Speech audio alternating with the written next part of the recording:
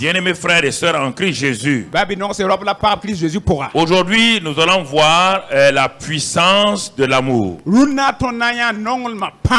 Les gens ne savent pas en réalité que l'amour est très puissant parce que ils identifient l'amour à ce qu'eux ils ressentent. La Bible dit Dieu est. Et Dieu est aussi quoi? Puissant.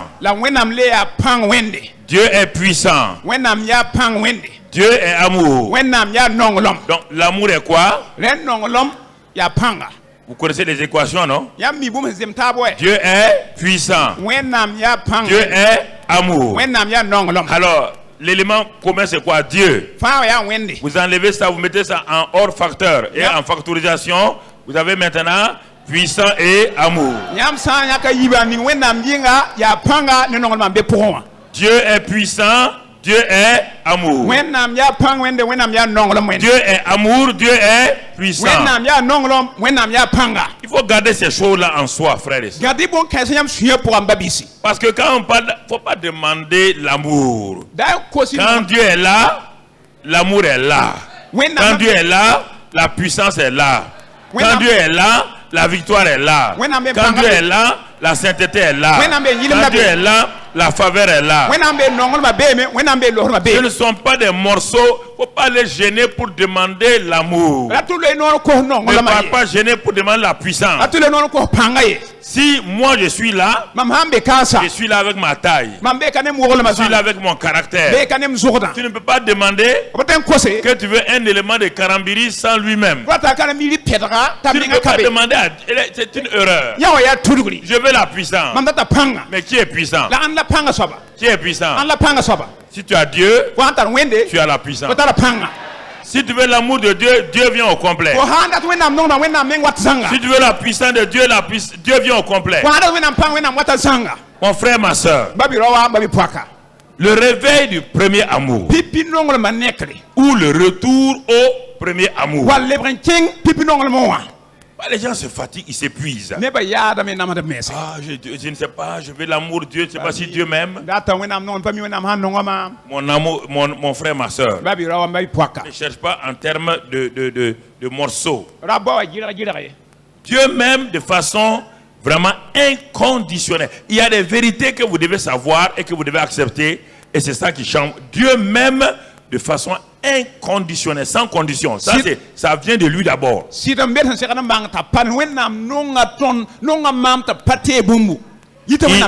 Il m'aime de façon inconditionnelle. Comment ça? Jésus a dit dans Jean 17, Jean 17 et au verset 23, la dernière partie du verset 23, il dit, tu les as aimés. La dernière phrase, tu les as aimés comme tu m'as aimé. Regardez ce que Jésus dit. Il dit de la même manière que le Père l'a aimé. Les jours que tu vas croire à ça, ta vie va changer. Vous raisonnez en termes d'actes. Dieu m'aime parce que j'ai fait du bien ou pas? Non. Dieu t'a aimé quand tu n'existais même pas. Parce que Dieu t'a aimé en Jésus-Christ. Il ne t'a pas aimé quand tu es né et tu as commencé à faire des choses. Non. Dieu t'a aimé en Jésus-Christ. C'est pourquoi Jésus te dit ici que tu m'as envoyé et tu m'as aimé comme tu les as aimés comme tu m'as aimé. Alors va t'asseoir et regarde comment le Père a aimé Jésus. De la même manière qu'il t'aime. Quand on parle de l'amour de Dieu, ne prenez pas ça et puis abaissez Dieu au niveau d'un homme. Le problème, c'est que quand on parle, vous voulez comparer Dieu à un homme. Si vous voulez comparer Dieu à un homme, vous verrez les mêmes défauts de l'homme en qui? En Dieu. Je vous ai dit que Dieu, les hommes vous aiment pour ce que vous faites, pour ce que vous donnez, pas pour ce que vous êtes. Dieu vous aime pour ce que vous êtes. Vous êtes sa créature. Et ça change votre vie, ça guérit votre vie totalement. Quand vous croyez ça, votre valeur grandit. Votre valeur n'est pas liée à ce que vous possédez, à ce que vous avez comme titre. Votre valeur est liée au fait que Dieu vous a créé à son image.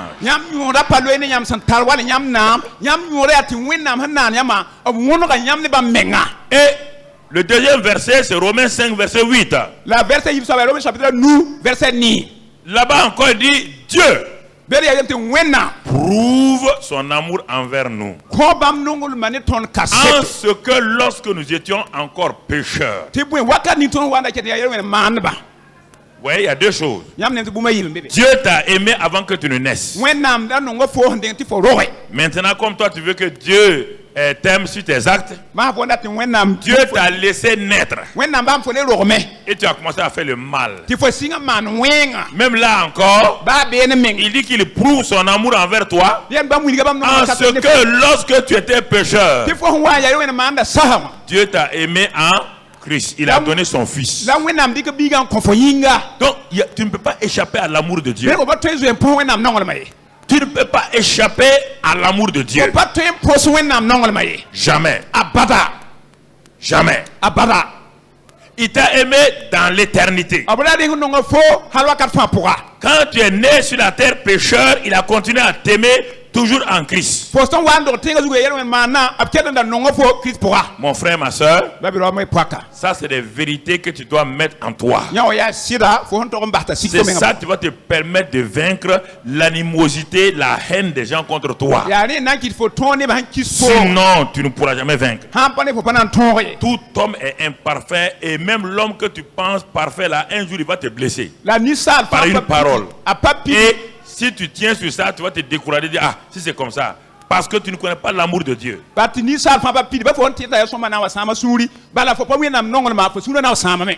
Quand tu as accepté l'amour de Dieu, l'amour de Dieu te couvre et te immunise contre la haine des hommes. Tu es immunisé. L'immunité du corps d'un homme, c'est quoi? C'est-à-dire que le microbe vient. On n'a pas dit que le microbe ne vient pas. Il vient. Il essaie de pénétrer dans les cellules. Mais il vient trouver que les anticorps là sont tellement forts. Les anticorps là vont commencer à faire quoi? À le phagocyter. À le prendre et puis le détruire. Le corps a été préparé pour ça. C'est ça l'immunité. Ça veut dire que la chose vient, mais elle ne peut pas te détruire, elle ne peut pas rentrer en toi et te détruire. C'est ça, frères et sœurs. On n'a pas dit que si tu as l'amour de Dieu, la haine ne viendra pas. La haine est un antigène qui tourne autour de tout le monde. Comme les médecins disent, dans le corps de chaque humain, il y a des éléments qui sont cancéreux, des cellules cancéreuses. Mais pourquoi tout le monde ne fait pas le cancer? Parce qu'il y a des corps qui sont tellement forts. Leur immunité est tellement forte. Leur système immunitaire est fort. Les anticorps sont forts. Chaque fois que la cellule cancéreuse veut se propager, les anticorps et donc phagocytent ça. C'est un combat permanent. C'est Dieu qui a mis dans le corps ce système-là. C'est la même chose avec l'amour. La haine, les amertumes sont les virus dangereux qui veulent t'empoisonner. Mais si l'anticorps de Dieu, l'amour, L'amour est là. Frères et sœurs, les antigènes sont phagocytés. Les antigènes sont phagocytés. Alléluia. Alléluia. Alléluia. Merci Seigneur. Merci Seigneur. Merci Seigneur. Gloire à Dieu. Il faut comprendre, c'est pourquoi l'amour est puissant. L'amour de Dieu est puissant. Ce n'est pas quelque chose de yo-yo, ce n'est pas les sentiments. Et est important que tu comprennes cela. Maintenant, comme Dieu nous a aimés, il nous a aimés, qu'est-ce que Dieu attend en retour de moi? C'est ça que les gens ne comprennent pas. Qu'est-ce qu'il attend? Et ce que Dieu attend de moi, il va le faire lui-même. Qu'est-ce qu'il fait maintenant? Il répand son amour. L'amour qu'il avait là, il le répand dans mon cœur. Il a écouté maintenant. Dieu veut que je l'aime. Dieu est intelligent. Il sait que l'amour que lui il a, moi je ne l'ai pas. C'est ça. Qu'est-ce qu'il fait? Il m'amène d'abord à lui. Son amour m'attire à lui. Quand son amour m'a attiré, quand je l'ai accepté, sur place, le Saint-Esprit répand la nature divine en moi. Cette nature divine là, c'est l'amour. C'est ça. On ne parle pas d'un liquide. Quand on dit répand, faut arrêter de croire au verbe répand un liquide. Non. Répand là ici, c'est-à-dire mettre, transfère la nature d'amour de Dieu en toi. Et en ce moment-là, mon frère, ma soeur, toi aussi tu peux aimer Dieu. Parce que l'amour que Dieu a utilisé pour t'aimer, il te donne le même amour pour que tu l'aimes. Maintenant, vous êtes à égalité. Écoute-moi, vous êtes à égalité. Dieu est amour. Il t'a donné une nature d'amour. Dieu ne te fait jamais du mal. Jamais. Et il attend que tu ne lui fasses jamais du mal. Tu entends? Pourquoi? Parce que l'amour qu'il t'a donné là est suffisant pour que tu fasses ce qui plaît à Dieu. 1 Thessaloniciens 4, verset 1. 1 Thessaloniciens 4, verset 1. Tu vas comprendre ce matin comment Dieu va t'aider. Au reste, frère, puisque vous avez appris de nous comment vous devez vous conduire et plaire à Dieu. L'amour qui nous a été donné pour nous conduire et plaire à qui? Plaire à Dieu. Donc Dieu veut trouver son plaisir en nous. Je vais descendre encore dans le naturel pour vous expliquer. C'est pourquoi mon enseignement est différent. Mon enseignement, ce n'est pas une prédication. Mon enseignement est une révélation pour que tu comprennes. Je te fais descendre au niveau inférieur pour te monter au niveau supérieur. Je vais te faire descendre au niveau inférieur maintenant pour que tu comprennes. Avant de comprendre les choses de Dieu, il faut que tu comprennes les choses naturelles.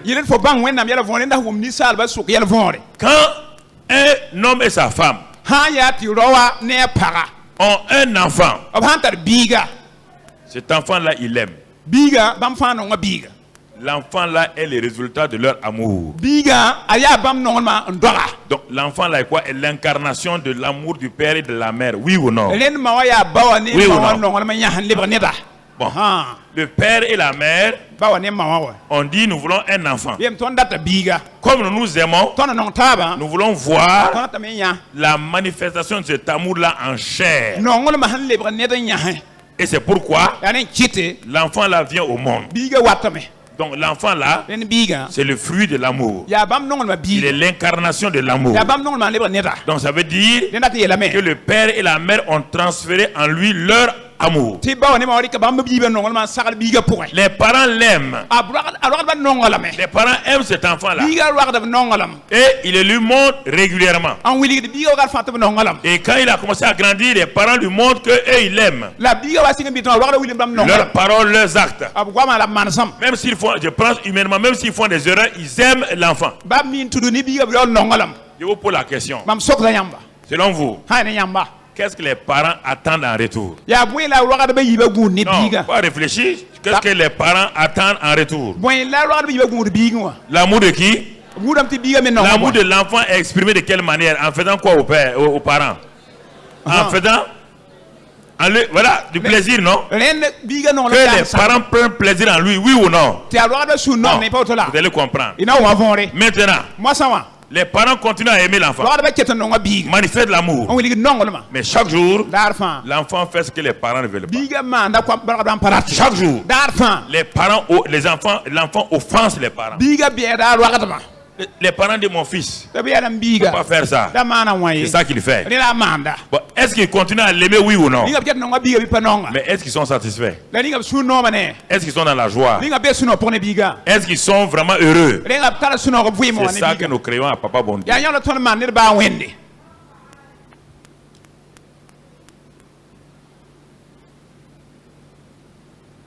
Ah oui? Reviens sur 1 Thessaloniciens 4:1. Regarde ce que la Bible nous dit. Il dit, vous avez appris de nous comment vous devez vous conduire et plaire à Dieu. Comment vous devez vous conduire de telle manière à plaire à qui? À Dieu. Et que c'est là ce que vous faites. Donc même Paul est content, oui ou non? Paul est content. C'est là ce que vous faites. Nous vous prions et nous vous conjurons au nom du Seigneur Jésus de marcher à cet égard de progrès en... Paul dit, vous avez emprunté le bon chemin. Je vous encourage à faire quoi? À continuer de progrès en progrès.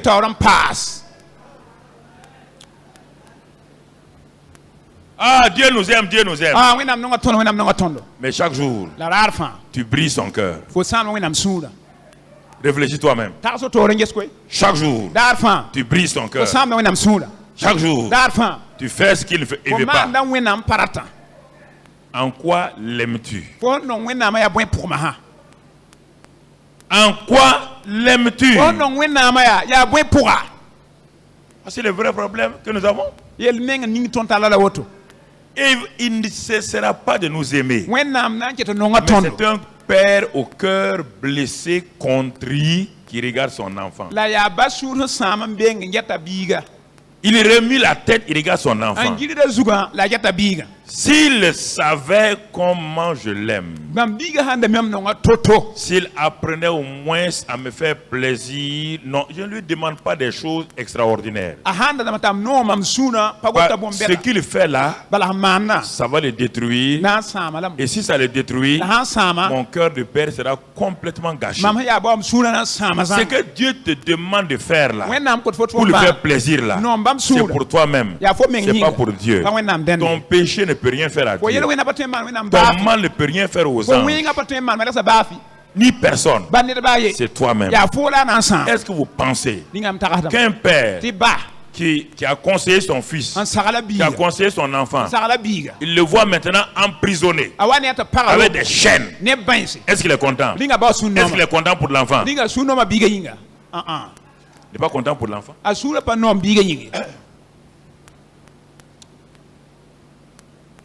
Il n'est pas content pour l'enfant. C'est ça. Frères et sœurs, c'est ça que nous devons comprendre. Chaque jour, Dieu nous montre. Il y a dans la Bible deux rois qui ont passé leur temps à irriter Dieu à tel point que Dieu a dit, bon, ok, bon, comme vous ne voulez pas mon amour, vous rejetez mon amour.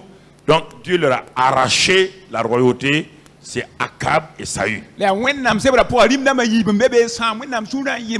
dans son amour les a appelés. Un chercheur d'ânesses. Il cherchait des ânesses. Dieu avait une destinée pour cet homme-là. Dieu avait une destinée extraordinaire pour cet homme. Dieu envoie un prophète de loin. Un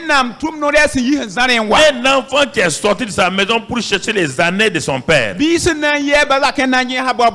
Parce que son père avait perdu ses années et encore c'est à cause de Saül même que les années ont été perdues. Dieu regarde la terre. Son peuple veut un roi. Dieu dit bon, voici cet homme-là. Moi je l'aime. Je vais l'établir comme roi sur mon peuple. Et il réveille un prophète, Samuel. Lui donne la révélation. Les deux ne se connaissent pas. Et il s'en va. Il rencontre Saül. Il l'établit roi. Et il lui dit, quand tu vas tourner le dos, Dieu va te donner un cœur nouveau. Et voici l'onction de Dieu va venir sur toi. Dieu t'a élevé. Un homme qui était un gardien d'ânesse, même pas un berger de moutons. Dieu l'élève, le catapulte au haut sommet de la hiérarchie de la nation. Sans aucun mérite. Il n'a rien fait. Il n'a pas été élu. Il a été choisi souverainement par l'amour de Dieu. Et Dieu lui dit maintenant, dirige mon peuple. Cet homme, dès qu'il est monté sur le trône, tout ce que Dieu dit, il fait le contraire. Tout ce que Dieu dit, il fait le contraire. Dieu lui pardonne, il fait le contraire. Dieu lui pardonne, il fait le contraire. Alors Dieu a dit au prophète, c'est bon. Je croyais qu'il avait compris. Je l'aime, mais je ne peux pas le garder, il ne peut pas travailler pour moi. Parce que tant qu'il ne fera pas ce que je veux, mon peuple ne sera pas béni. Mon peuple ne sera pas heureux. Et tu comprends ça? Tu as été créé pour ça. Dans ta famille, dans ta maison. Tant que tu ne feras pas ce que Dieu veut, ta famille sera heureuse. C'est ça que vous ne comprenez pas. Vous rendez malheureux vos familles. Vous rendez malheureux vos maris. Vous rendez malheureux vos femmes. Vous rendez malheureux vos parents. Parce que chaque enfant a un but sur la terre. Chaque femme a un but sur la terre. Chaque homme a un but sur la terre.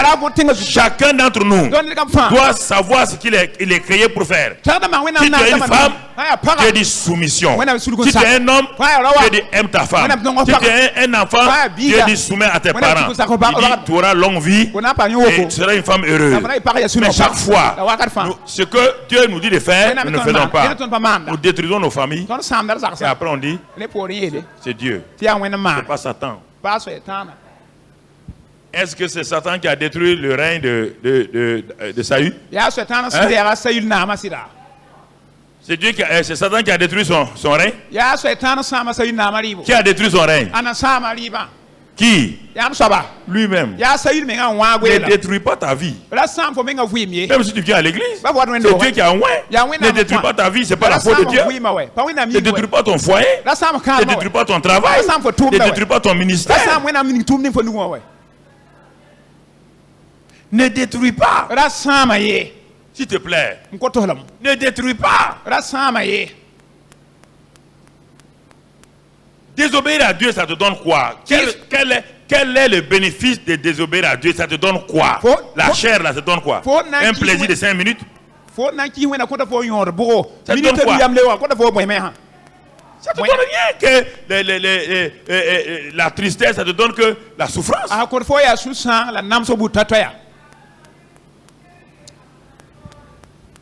Alors, bien-aimés frères et sœurs, ce sont des choses que nous devons comprendre.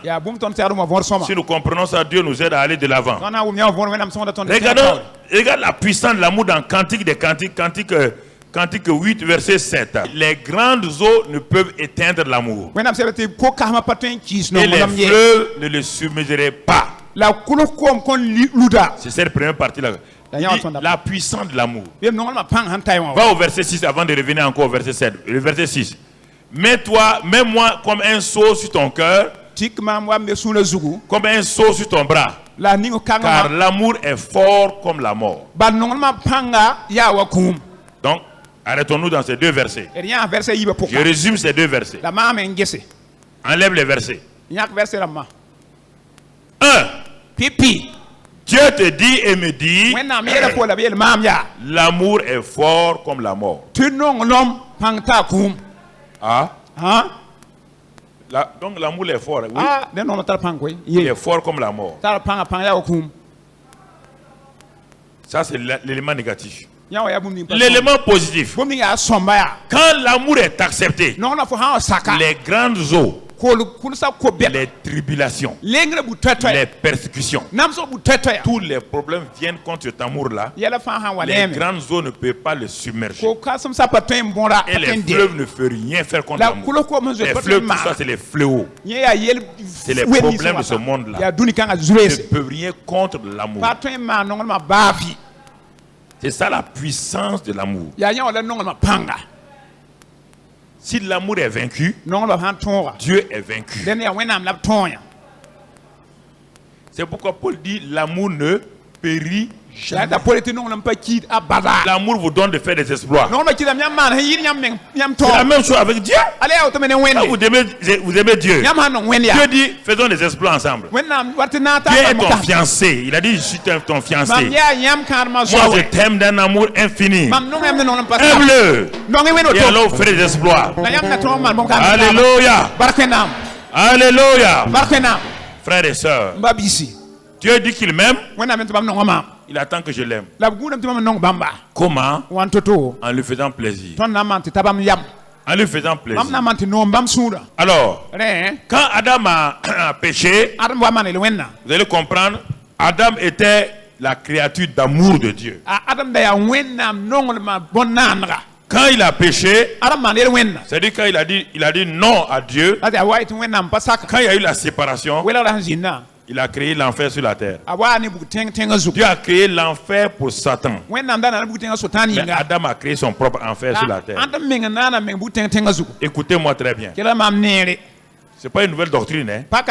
Il y a l'enfer de Dieu, créé pour Satan et ses anges. Mais chaque homme est capable de créer sur la terre, sa terre, son propre enfer. Ça veut dire ses propres souffrances, ses propres difficultés. Ce n'est pas Dieu qui a créé cet enfer-là. C'est la séparation d'Adam avec Dieu qui a créé un enfer. Dès qu'il s'est séparé de Dieu, la lumière est partie, l'amour est parti, la haine est venue entre l'homme et la femme. La condamnation est venue. C'est toi qui as fait ça. Ce n'est pas moi. C'est l'autre qui a fait. Et tout de suite, la haine s'est installée. Les désordres s'est installé. Et le crime est venu. Avant la chute d'Adam, il n'y avait pas de mort. Impossible que l'homme meure. Comprenez ça? L'homme n'était pas mortel, mais il n'était pas aussi immortel. Il était dans une phase d'attente pour manger l'arbre là pour devenir immortel. Sa désobéissance a amené la mort. C'est lui qui a créé la mort. C'est lui qui a amené son fils Caïn à tuer Abel. Donc ça veut dire que lorsque je refuse l'amour de Dieu, je crée un désordre dans ma vie, dans ma famille, dans mon travail, que je veux ou pas. Tout refus de l'amour de Dieu pour plaire à Dieu, je suis obligé de plaire à quelqu'un d'autre. Maintenant, Adam, tout ce qu'il faisait plaisait à qui? À Satan. Ça plaisait à Dieu? Non. Dieu continue à aimer Adam, oui ou non? Mais est-ce que Dieu prenait plaisir à Adam? Ne confonds pas l'amour de Dieu et le fait si Dieu prend plaisir en toi. Oui, Dieu m'aime. Mais est-ce qu'il prend plaisir en moi? Quand il me regarde, est-ce qu'il est heureux? Quand il me regarde, est-ce que Dieu peut dire, oh, j'aime ma fille là, mais elle m'aime tellement que j'ai la joie dans mon cœur quand je la regarde. Mais quand Dieu te regarde, il devrait baisser la tête. Oui, Dieu m'aime pas. Est-ce que tu l'aimes? Il t'a donné l'amour pour l'aimer. Voilà la question. Tout refus d'amour de Dieu crée un désordre dans ton foyer, dans ta famille, obligatoirement. Il n'y aura jamais de violence dans un foyer là où il y a l'amour. Là où il n'y a pas l'amour, il y aura la violence obligatoire. Si vous voulez, il y aura la violence.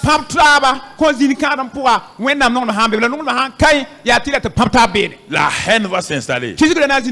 L'amertume va s'installer. La rancune va s'installer. Les rappels du passé vont s'installer. Il y a 15 ans, tu m'as fait ça. Ça, c'est tout ça, le fait, c'est le manque d'amour. Parce que l'amour de Dieu a effacé la mémoire de Dieu pour nos péchés. Dans le livre de Michée, l'amour de Dieu a tellement agi, Michée 7, que l'amour de Dieu est venu effacer la mémoire de Dieu nos péchés. Et l'amour efface de nos mémoires les péchés que les gens nous ont faits.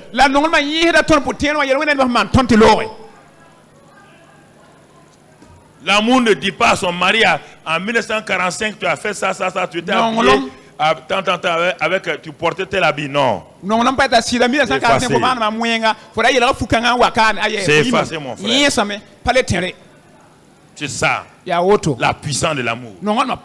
L'amour efface. C'est pourquoi tu as effacé par le sang d'amour de Christ nos péchés. Le sang de Jésus était l'expression de l'amour de Dieu. Tout ce que Jésus a fait, c'est l'expression de l'amour de Dieu.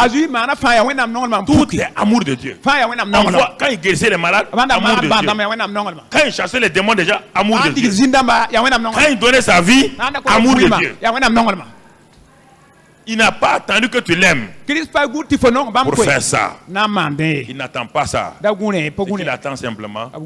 Il dit, papa, tu m'as aimé. Donne-moi de ne pas attrister ton cœur. Donne-moi d'être un enfant obéissant. Et je crois que dans une famille, quand il y a 5 ou 6 enfants, quand vous regardez, il y a un qui vous donne des maux de tête. Non pas parce que vous ne l'aimez pas. Non, vous l'aimez. Mais vous ne savez pas qu'est-ce qu'il faut faire. Il vous donne des maux de tête. Vous l'aimez. Est-ce que nous comprenons ça? C'est très important que toi et moi, nous cherchons à plaire à Papa bon Dieu. Frères et sœurs, Dieu s'est retiré, il a quitté la terre. Et quand Dieu s'est retiré, alors le désordre a commencé. Les animaux ont commencé à haïr l'homme. Le lion qui était soumis à l'homme a dit non. Les animaux, même les herbes ont dit à l'homme non. La terre a dit à l'homme non. Tu as refusé l'amour, tu as créé la haine, tu vas récolter la haine. Alors regardez les maisons. Pourquoi quand vous étiez fiancés, vous ne rappelez pas les péchés des uns des autres? Tout était beau dans votre fiancé. Tout était parfait dans votre fiancé. Pourquoi vous lui trouvez tous les défauts maintenant? Parce que l'amour est quelque part parti. C'est pourquoi vous trouvez des défauts. C'est pourquoi vous jugez. C'est pourquoi vous haïssez. Impossible de haïr là où il y a l'amour. Il est impossible que le même robinet sorte à la fois l'eau douce et l'eau amère. Dit le livre de Jacques. Impossible que l'amour et la haine soient assis côte à côte. Si l'amour rentre, la haine s'en va. Si la haine rentre, l'amour se calme. Vous avez été créé pour aimer. Si vous n'aimez pas, vous créez une contre-nature en vous. Créer une contre-nature. Est-ce que vous comprenez? Vous avez été créé pour aimer. Vous êtes né de nouveau pour aimer. Si vous refusez d'aimer, vous créez en vous-même. Ça, mon frère.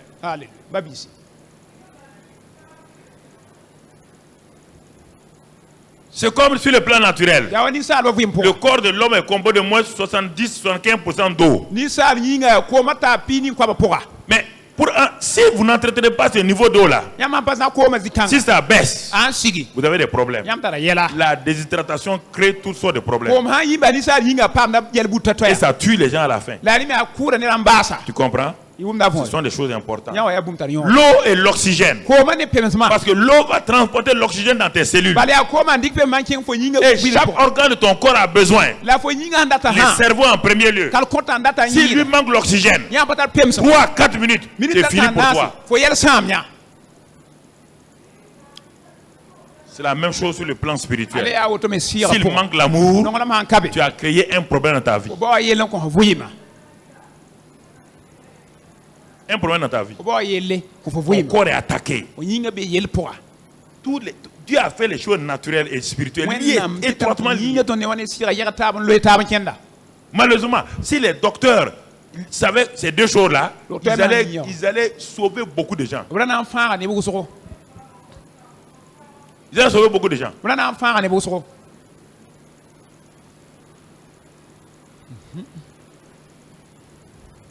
Cette femme a développé des ulcères. Parce que depuis 5 ans, elle et son mari, c'est à couteau tiré. Tout doucement, les ulcères ont commencé. Et ça brûle maintenant. On va aller prendre un spécialiste. Il va enlever ces choses-là. On va l'opérer. On va donner des choses pour calmer. Mais la source n'est pas partie. On a traité les symptômes. Quand elle sort, au bout de 6 mois, les ulcères reviennent. Parce qu'on n'a pas touché la source. La source c'est quoi? C'est qu'elle est remplie d'amertume. Si les docteurs pouvaient s'asseoir, mais ils ont commencé à comprendre maintenant. S'ils pouvaient s'asseoir, dis-moi, ma femme, je vois que vous êtes trop stressé. Votre vie, racontez-moi votre vie. Vous allez guérir beaucoup de gens sans donner un comprimé. Sans donner un comprimé. Dieu dit, par exemple, les chrétiens qui veulent jeûner. Je vais venir ça. Quand on va commencer l'école de guérison, tu vas comprendre beaucoup de choses. Ils veulent jeûner. Dieu dit dans Ésaïe 58 que le vrai jeûne. Pourquoi Dieu dit le vrai jeûne? Donc, ça veut dire qu'il y a un faux jeûne. Le vrai jeûne, c'est quoi? Le jour où tu jeûnes là, détache les liens de la méchanceté. Détache les liens de là. Ne fais pas du mal à ta servante qui est dans ta maison en train de préparer pour toi. N'insulte pas ta servante le jour de ton jeûne là. Sinon Dieu dit que tu ne seras pas guéri. Lis là-dedans ta servante. Dieu bloque ta guérison. L'amour. L'amour, le jeûne d'amour. Ce jour-là, tu fais tout pour libérer les gens.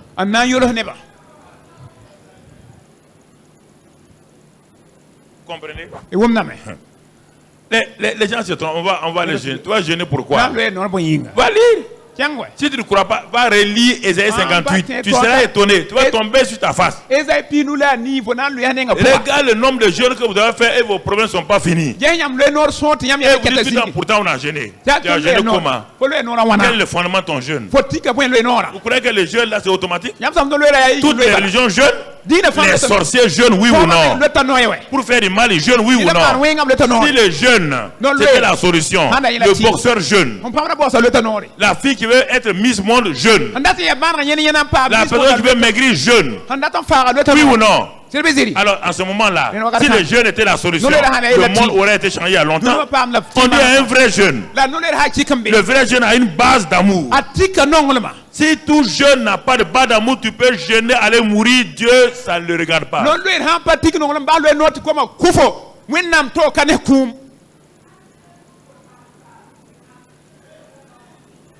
Alors, frères et sœurs, comprenons ces vérités simplement. C'est pourquoi, si tu ne pratiques pas l'amour, et regardez avec étonnement un homme que Dieu a aimé, il s'appelle David. Dieu dit c'est un homme selon Et il fera toutes mes volontés. Un homme selon mon cœur, il ferait toutes mes volontés. Mais quand Dieu te parle comme ça, il y a toujours les principes et les lois spirituelles de Dieu sur lesquels il faut regarder. Dire que Dieu, tu es l'homme selon le cœur de Dieu, ne dit pas que tu es affranchi d'obéir à la parole de Dieu. Oui ou non? Dire que Dieu nous a tant aimés, ça ne veut pas dire que tu peux faire n'importe quoi. Puisque Dieu dit, s'il t'a tant aimé, il t'a donné la capacité d'aimer ton qui? Ton prochain.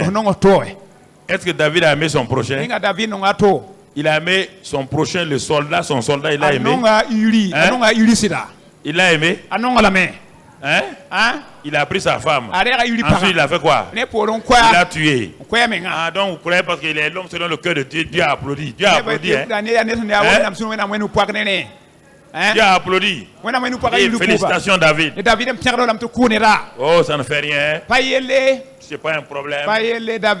Ça va aller. C'est ça. Dieu a envoyé un prophète. Dieu envoie toujours un homme. Dieu a envoyé Nathan. Comme David aime la poésie, il aime les proverbes, il aime les psaumes, et Nathan a fait son psaume.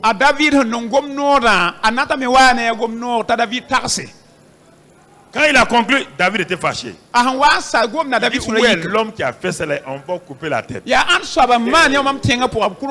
Nathan dit, c'est toi. Il dit, hein? C'est qui? C'est toi. Il dit, qu'est-ce que tu as fait? Tu as combien de femmes? Dans le royaume, il y a combien? Il y en a combien? Des milliers. Si tu voulais une femme, il veut te donner. Mais lui, Uriah, ton soldat veut combien de femmes? Il dit, réfléchis toi-même. Même si je t'aime comment? Réfléchis toi-même. Tu as enfreint à ma loi spirituelle. Tu dois aimer ton prochain comme toi-même. Tu n'as pas fait ça. À partir d'aujourd'hui, toi-même tu ne mourras pas. Mais tu viens de mettre le désordre dans ta famille. De ta propre maison. Quelqu'un va sortir, il va coucher avec toutes tes femmes devant en plein jour. Deuxièmement, tu viens de créer, c'est terrible, hein? Est-ce que vous m'entendez? C'est arrivé. L'enfant, le garçon de David a couché avec sa soeur. Un autre a tué son frère. Et cet enfant-là a couché avec les femmes de son père en plein jour.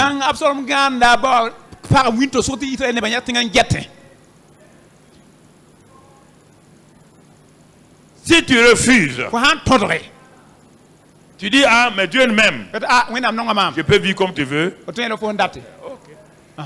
Tu viens de mettre ton doigt dans l'œil jusqu'au coude. Ok. Il a dit d'abord, l'enfant que tu as eu avec la femme va faire quoi? Va mourir. David est parti prier. Il a jeûné pendant des jours. Le palais royal était silencieux. Oui ou non? Oui ou non? Le roi est en train de pleurer. Qui va rire? Qui va jouer musique dans le palais? Personne.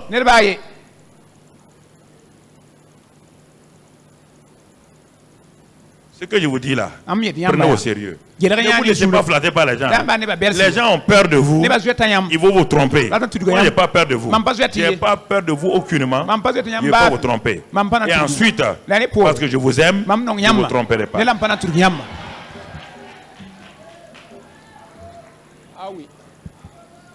Regardez.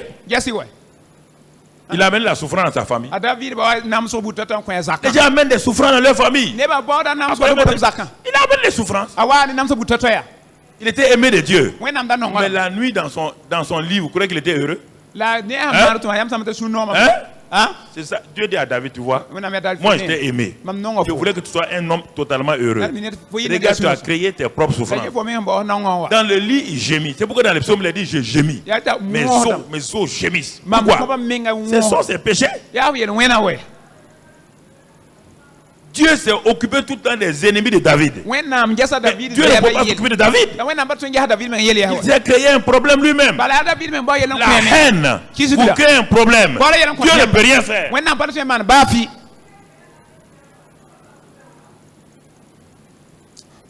Ok. Que le Seigneur nous aide. Pour revenir sur terre, Dieu est obligé de... Parce que Adam a chassé l'amour de la terre.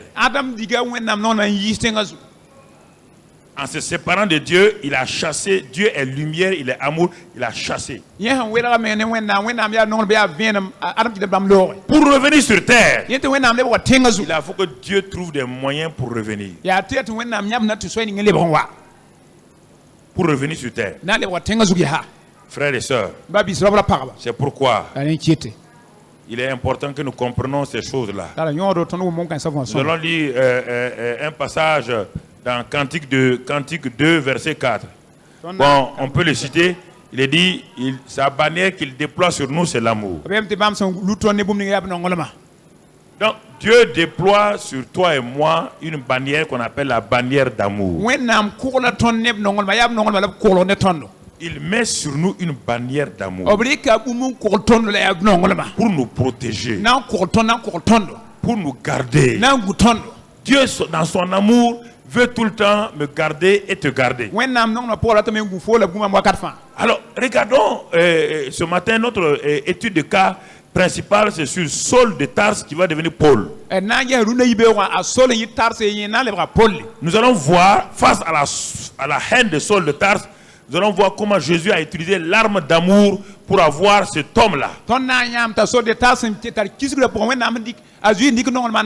Dans Acte 7, verset 56. Acte 7, verset 56. Quand on regarde ce verset-là, on est en train de raconter la vie d'Étienne. C'est un jeune qui était tellement consacré à Dieu que sa vie condamnait les autres. Et les jaloux l'ont pris pour le tuer. Alors, au moment où il le traînait hors de la ville pour le lapider, et Étienne dit que lui, il a vu les cieux ouverts, il a vu la gloire de Dieu et il a vu Jésus debout à côté de Dieu. Ça a irrité encore les chefs religieux. Ils le traînèrent hors de la ville pour le lapider. Et au moment où il le lapidait, la Bible dit ceci. Et au moment où il le lapidait, et au verset 58, il le traînait hors de la ville et le lapidèrent. Les témoins déposèrent leurs vêtements aux pieds d'un jeune homme nommé Saul. Voici pour la première fois un homme qui apparaît dans la Bible. Et on va voir, c'est un homme dangereux, mais en même temps un homme d'une grande destinée. Dieu est très fort. La première fois qu'on entend parler de lui, c'est ici. Il apparaît dans une situation très très difficile. Il apparaît dans une situation de crime. On est en train de lapider Étienne, le bon chrétien. Et en ce temps, il y avait un jeune homme qui était arrêté, un jeune homme religieux, intégriste, qui s'appelle Saul de Tarse.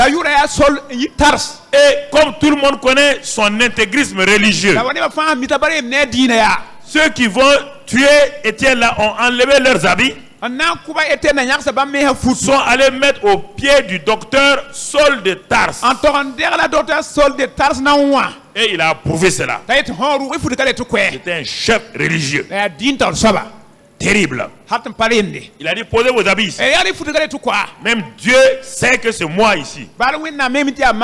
Ils ont tué donc le jeune homme.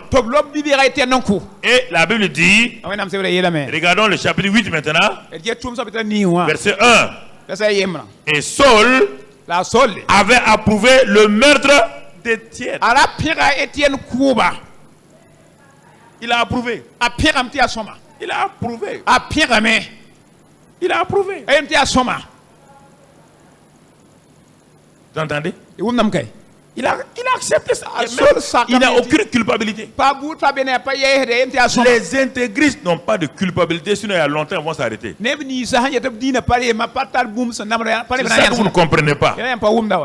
Un intégriste, s'il avait une culpabilité, parce qu'il croit que ce qu'il fait là va lui rapporter un bénéfice au ciel.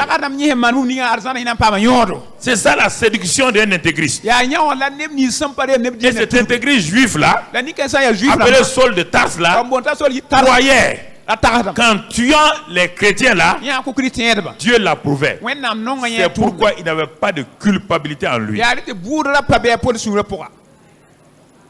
Vous entendez?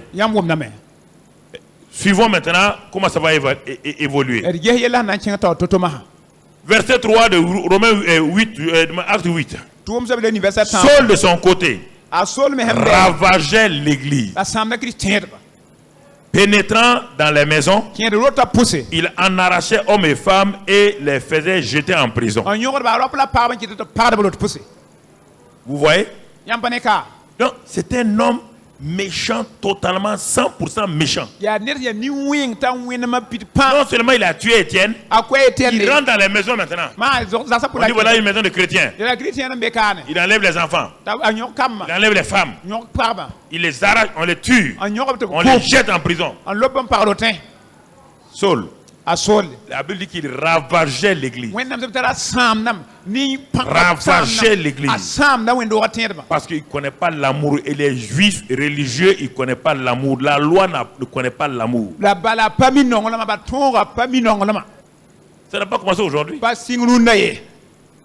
Alors, acte 9 maintenant. Verset 1 encore. Cependant, Saul, respirant encore la menace et le meurtre, il respire. On dit que maintenant, toute sa respiration c'est quoi? Le meurtre, la haine.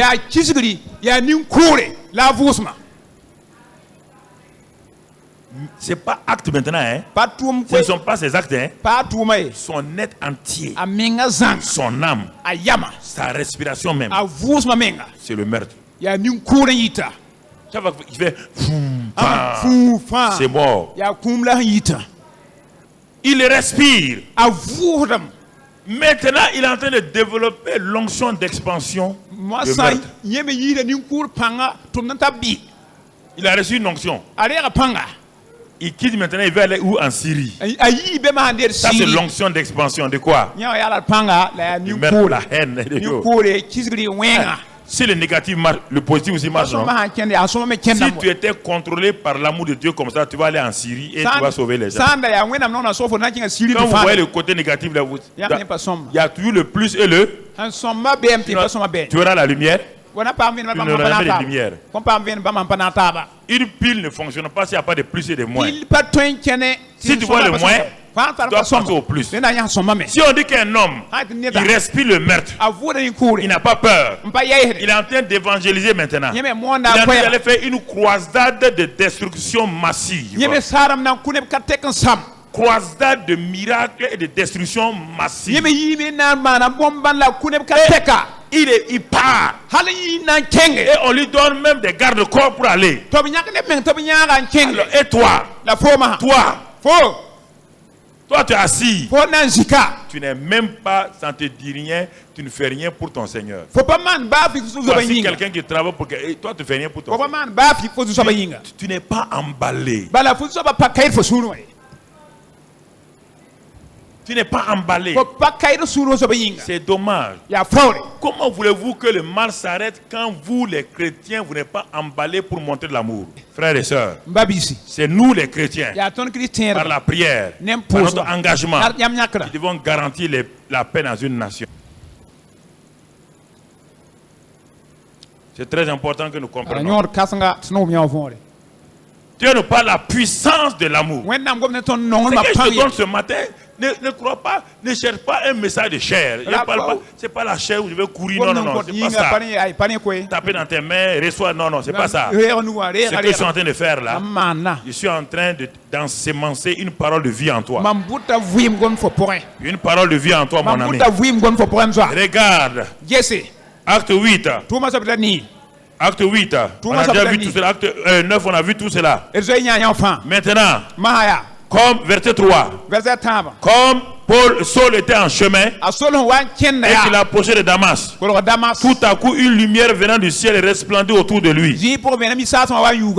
Regardez deux situations. Saul était un instrument des ténèbres. Il respirait les ténèbres, c'est ça. Il était enveloppé de ténèbres, oui ou non? Et de meurtre, de haine. Et il était sur le chemin de Damas. Le chemin de Damas là, c'est le chemin de la haine de Paul. Sur ce chemin là, il y a quelqu'un d'autre qu'on appelle le chemin qui va rencontrer Paul sur le chemin. Brusquement. Hein? L'amour est aussi fort que la mort. Il y a un qui transporte la mort. Brusquement. C'est lui qui est la vie abondante. C'est lui qui est lumière. C'est lui qui est amour. Qu'est-ce qu'il fait? Cet homme en colère, cet homme rempli de méchanceté, brusquement, la lumière divine descend. Tout doucement. Et fait quoi? Enveloppe qui? Saul de Tarse. Quand deux verbes le second se met à, qui s'est mis à l'infinitif? La mort s'est mis à, la haine s'est mis à, l'amertume s'est mis à, la lumière. Dieu est lumière. Dieu est amour. Paul est ténèbres. Paul est haine. Quand la lumière amour est arrivée, la haine ténèbres a fait quoi? A fléchi les genoux. Que toute haine ténèbres plie les genoux dans votre vie. Que dans ce mois du réveil du premier amour, que toute forme de ténèbres, de haine, d'amertume, de rancune soit détruite au nom de Christ Jésus. Que la lumière divine rentre dans ton âme ce matin au nom de Christ Jésus. Que ton âme soit restaurée. Que tout ce qui dans ton âme empêche la lumière soit détruit maintenant. Que ton âme soit visitée par la lumière sainte. Que tous les éléments de ton âme s'opposant à Dieu, ces éléments soient éclairés par le Saint-Esprit. Et que les flots divins de l'amour divin coulent en toi maintenant. Que les flots divins de l'amour divin coulent en toi. Que la lumière divine coule en toi. Que ton cœur soit visité totalement. Et qu'à partir de maintenant, tes paroles soient remplies d'amour. Tes actes remplis d'amour. Tes regards remplis d'amour. Ta marche remplie d'amour. Que tout soit rempli d'amour au nom de Jésus. Au nom de Jésus. Assois-toi quelques minutes, mon frère. Oui. Paul est enveloppé maintenant par la lumière. Et Jésus lui dit, Saul, pourquoi me persécutes-tu? Il dit, qui es-tu, Seigneur? Qui es-tu, Seigneur? Il dit, je suis Jésus. Je suis Jésus. Mais Saul persécutait qui? Les chrétiens. Mais Jésus dit que chaque chrétien est Jésus. Tu es Jésus. Tu es Jésus. Est-ce qu'on peut te vaincre? Est-ce qu'on peut te détruire? C'est ça. C'est ça, mon frère. Il faut comprendre ça. Et là, Saul est terrassé. Son âme, tout ce qui tenait l'âme de Saul est totalement libéré. C'est l'amour seul qui peut changer votre âme. Quand vous laissez l'amour rentrer, pénétrer en vous, tout ce qui est déséquilibré, les amertumes, les peurs. C'est pourquoi Paul dit à Timothée, moi j'ai fait l'expérience de ça. Quand l'amour est rentré en moi, je suis devenu un nouveau homme, un nouvel homme. Il dit, Timothée, n'aie pas peur, laisse l'amour rentrer. Quand l'amour rentre, alors tu seras changé. C'est ça le secret. Quand l'amour rentre dans ton âme, la peur s'en va, la haine s'en va, ces choses-là s'en vont. Frère, la puissance de l'amour, c'est important pour que tu comprennes. C'est pourquoi Paul dit, et il nous dit, si je vous dis que Dieu a répandu son amour dans vos cœurs par le Saint-Esprit, parce que moi-même je l'ai expérimenté. J'étais la haine incarnée. J'étais la violence. J'étais la méchanceté. Il y avait un esprit en moi qui n'est pas un bon esprit. Et quand le Saint-Esprit est venu, l'esprit mauvais a quitté mon corps. Et le Saint-Esprit a répandu à mon corps l'amour. Regardez frère, il n'y a aucun d'entre vous qui a été méchant comme Saul. Aucun d'entre vous n'a été méchant aussi méchant que Saul. Regardez le changement de l'homme. Regardez la transformation de l'homme. Regardez-le. Il dit non. Il dit maintenant, mon seul but. Il dit Seigneur, que veux-tu que je fasse? Je suis décidé. Je vais changer de direction. Je vais donner dos à la haine. Je vais donner dos à la méchanceté. Je vais donner dos à ces choses-là. C'est possible ce matin-là. C'est possible ce matin-là. À la condition que tu prennes la décision de donner dos. Maintenant, si tu ne prends pas la décision de donner dos, tu viens de toi-même programmer ta propre mort. Je te parle sérieusement. Si tu refuses de donner dos à la haine, de donner dos à la méchanceté, si tu veux la mort des gens, tu es en train de programmer ta propre mort. Je te parle sérieusement. Dieu te donne, Dieu ne prêche pas, il ne fait pas prêcher pour prêcher. Saul a donné, il a donné dos. Et puis ce temps, les gens ont essayé de tuer Paul. Est-ce qu'ils ont pu? Est-ce qu'ils ont pu? Bien qu'il ait fait des péchés, maintenant qu'il a renoncé, les ennemis ont dit il est devenu maintenant chrétien, on va le tuer. Est-ce qu'ils ont pu? Il ne peut pas te tuer, mon frère. Il ne peut pas te détruire. C'est pourquoi tu n'as pas besoin d'aller jeûner et prier. Laisse la vie divine couler en toi. Laisse la lumière divine couler en toi. Laisse l'amour divin couler en toi. Laisse la gloire de Dieu couler en toi. Sois rempli d'amour simplement, mon frère. Sois rempli d'amour. C'est pourquoi il écrit aux Éphésiens. Il dit aux Éphésiens 3. Éphésiens 3, il leur parle. Il prie pour les Éphésiens. Voilà sa prière. Paul a prié pour les Éphésiens. Et qu'est-ce qu'il dit? Éphésiens 3. Au verset, et bon, on va sauter, aller directement. Éphésiens 3, et on va aller. Il dit, il prie pour eux pour qu'ils puissent comprendre. Comprendre.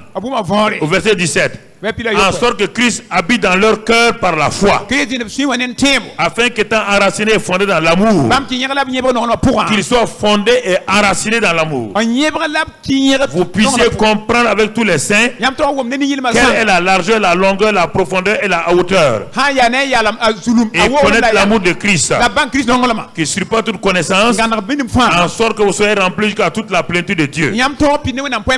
Vous voyez la prière de Paul? Paul est un homme qui a expérimenté l'amour. Et il a vu que les Éphésiens n'étaient pas encore au top niveau de l'amour. Il a écrit sa lettre. Il dit, je vais prier pour vous, afin que vous soyez enraciné et fondé dans l'amour. Est-ce que ta vie chrétienne a été enracinée et fondée dans l'amour? Ou bien tu es devenu chrétien simplement parce que tu veux des choses? Est-ce que ta vie chrétienne est enracinée et fondée dans l'amour? Tout arbre qui n'est pas enraciné ne peut pas grandir pour aller en hauteur. Tout arbre qui n'a pas été enraciné ne peut pas s'élargir pour donner de l'ombre aux gens. Dieu dit que l'élément fondamental d'un chrétien, c'est l'enracinement de ce chrétien et son fondement dans l'amour. Enraciné et fondé dans l'amour. Il dit, quand il y a ça maintenant, les 4 dimensions de l'amour vont se présenter. C'est ça le défi de l'amour. Premièrement, accepter que l'amour qui a été répandu dans mon cœur là, c'est ça le fondement, c'est ça la racine, c'est ça que le Saint-Esprit a fait. Mais maintenant moi-même, en pratiquant cela, en arrosant, en entretenant cette semence là, l'arbre de l'amour va grandir dans ma vie. Par mes actes, par mes paroles, par mes attitudes, l'arbre de l'amour va grandir. Ce n'est pas Dieu qui fait grandir l'arbre de l'amour. Non, c'est toi. Il a dit à Adam, j'ai créé un jardin. Veille sur le jardin. Entretiens-le. Il n'a pas fait. Quelqu'un a arraché le jardin. Alors frères et sœurs, l'amour que Dieu nous a donné a une première hauteur, une première dimension, la hauteur. Quand un arbre commence à grandir, il va vers où? Vers le haut. L'amour que Dieu t'a donné, c'est pour l'aimer lui-même d'abord le premier. C'est pour aimer notre Père Céleste. L'amour qui est en toi sur la terre, qui est enraciné sur la terre en toi, doit aller directement vers le ciel. Notre Père qui est haut, alors tu dis au Père, je t'aime de tout mon cœur, de toute ma force, de toute mon âme, et j'aime mon prochain comme moi-même. Ça c'est la première hauteur. Quand tu commences à faire monter l'amour vers Dieu, et tu exprimes à Dieu ton amour, et tu dis à Dieu, je veux te plaire en chaque instant, alors c'est la première dimension. Quand tu fais ça, la deuxième dimension sera là.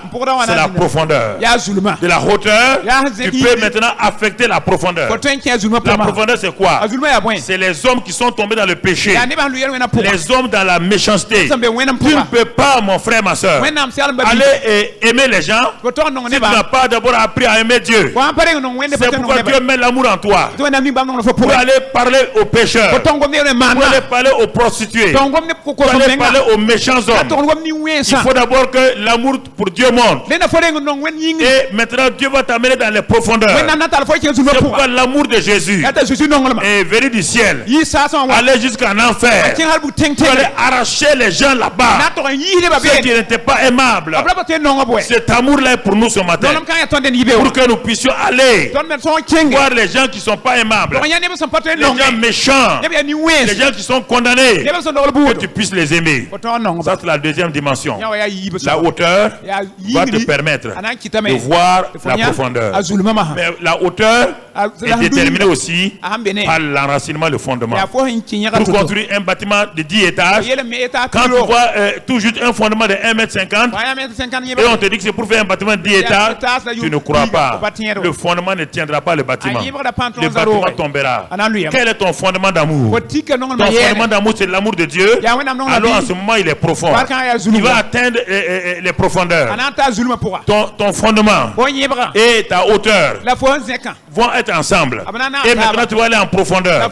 Et ce n'est pas fini.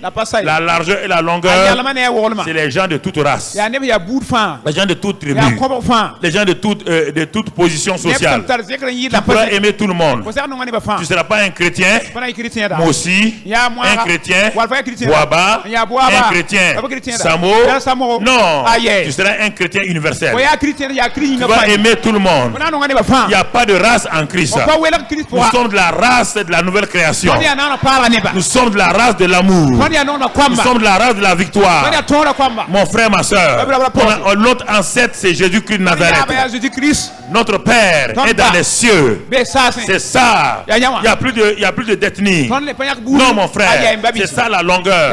C'est pourquoi au ciel, devant le trône, on voit les gens de toutes tribus, de toutes races, de toutes couleurs. Si sur cette terre, si tu ne peux pas aller parler aux gens, comment les gens vont rentrer? Mon frère, ma soeur, je vais te poser une question. Mon frère, vous deux, venez là, vous deux, venez. Arrêtez-vous devant les gens. Ouais, l'erreur que Satan a mis dans la tête des gens, ces deux personnes-là. Qui peut me dire l'ethnie des deux?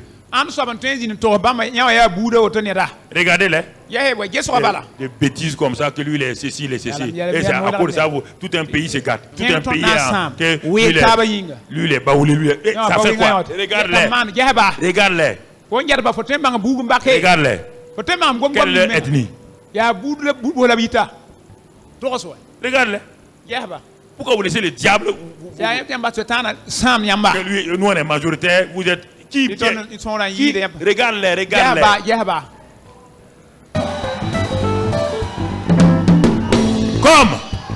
Comme tu n'es pas en les regardant, tu n'es pas arrivé à découvrir leur ethnie. C'est pas moi qui vais te dire leur ethnie.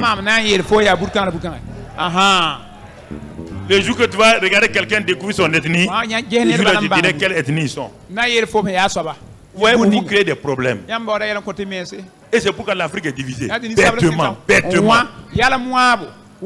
Tous les gouvernements qui disent moi c'est un gouvernement venant de telle ethnie. C'est un pays, vous diriez un pays et vous marchez sur votre ethnie. S'il y a un pays qui devait avoir des problèmes, c'est les États-Unis. Quelle est l'ethnie des Américains? Leur force, c'est ça. Il n'y a pas d'ethnie. Ils viennent de partout. Et en même temps, quand on parle, on dit je suis américain. Je suis américain. C'est là, c'est leur force. Mais quand on demande à quelqu'un qui est au Burkina, tu es quoi? Il dit moi je suis semblable. Tu es burkinabé ou tu es semblable? La question. Est-ce que vous comprenez? C'est ça la faiblesse de l'Afrique. Et les chrétiens africains, c'est ça. Toute une église basée sur les ethnies.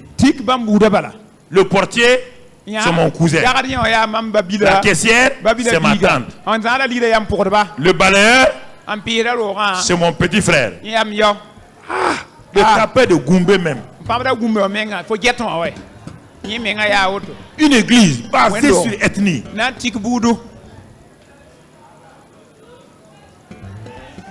C'est ça. C'est terrible. Est-ce que ça veut dire qu'il n'aime pas les autres, oui ou non? Ça veut dire qu'il n'aime pas les autres? Donc ça veut dire que ce n'est pas une église d'amour. C'est pas une église d'amour. Ils peuvent dire n'importe quoi. Allez-y me montrer quelqu'un d'autre ethnie là-bas. C'est rare. Et s'il est là-bas encore, on ne veut même pas parler de lui. Mon frère, ma soeur. C'est pourquoi l'église des nations va grandir. L'église des nations va grandir. Amen. Amen. Quand Paul a compris, il a dit en Christ, il n'y a plus juif ni grec. Il n'y a plus de femme ni d'homme. Il n'y a plus de riche ni de pauvre. Nous sommes devenus un. Qu'est-ce qui s'est passé? Qu'est-ce qui s'est passé en Paul? C'est l'amour. L'amour.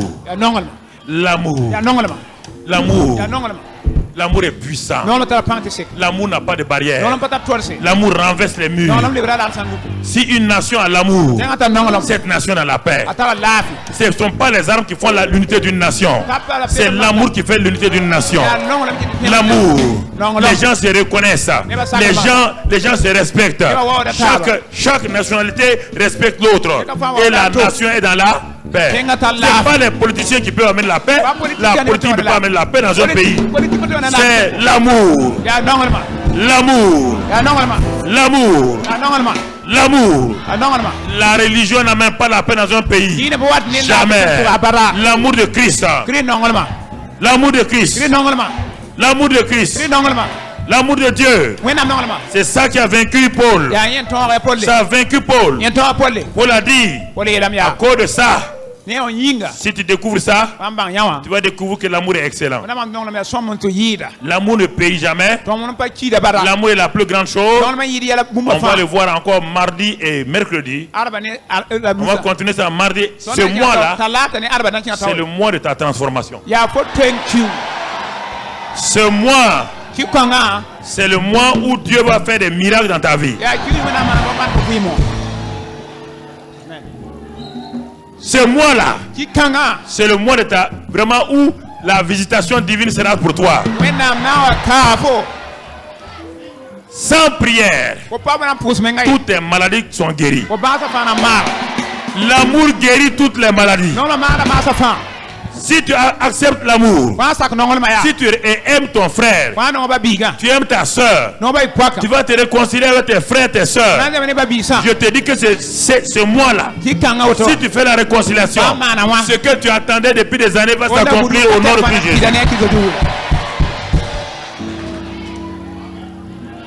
Si tu pratiques l'amour, ce mois même tu seras enceinte au nom de Jésus. Si tu pratiques l'amour, ce mois-là, le travail là, tu vas entrer là-dedans au nom de Jésus. Si tu pratiques l'amour, dans ce mois-là, je te dis, mon frère, ma soeur, ta fiancée se présentera devant toi. Ma fille,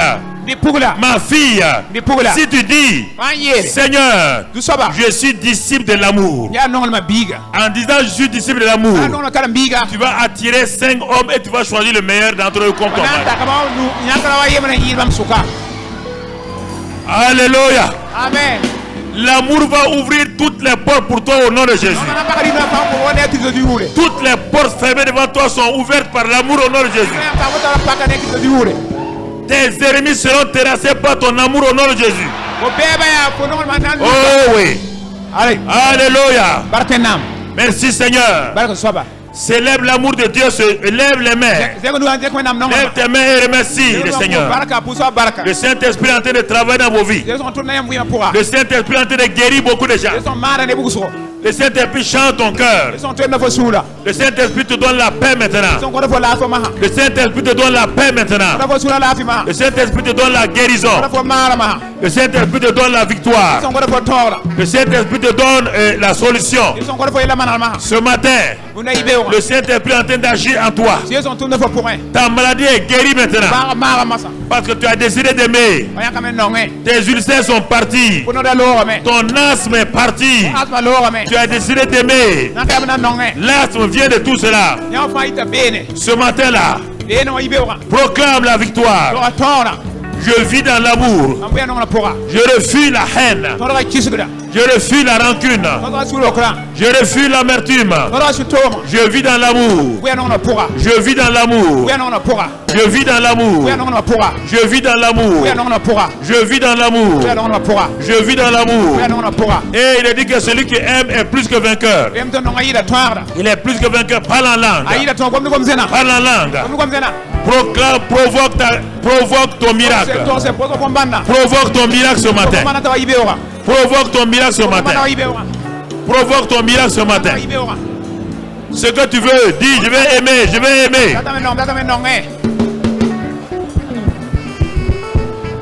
Ce que tu veux, proclame-le. Proclame-le. C'est ce que tu auras. Faut pas vouloir la mort de tes ennemis.